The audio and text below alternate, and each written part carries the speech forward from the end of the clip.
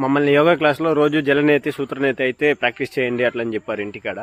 సరే ఈరోజు స్టార్ట్ చేస్తాను. అది మనం వేడి నీళ్ళు తీసుకోవాలి. వేడి నీళ్ళు 1 లీటర్కి 1 టీ స్పూన్ అంత ఉప్పు తీసుకొని దాన్ని బాగా కరగబెట్టి దాని తర్వాత మనం జలనేతిలో పోసుకోవాలి.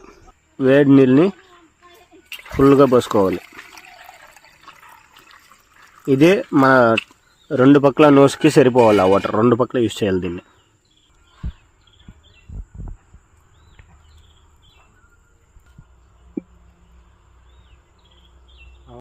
సూత్రనేతి చేసేటప్పుడైతే నాకు కళ్ళల్లో నీళ్లు కూడా వచ్చేసింది. పెయిన్ ఎక్కువ అయ్యేసి మరీ కష్టంగా అనిపించింది. అయినా సరే చేసాను. రైట్లో చేసాక ఇలా క్లీన్ చేసుకోవాలి వాటర్తో. మళ్ళీ అలాగే లెఫ్ట్లో. మీరెవరు దీన్నైతే ఓన్గా చేయకండి. మీకు ఎవరైనా చెప్పించే వాళ్ళు ఉంటేనే అప్పుడు మాత్రమే చేయండి.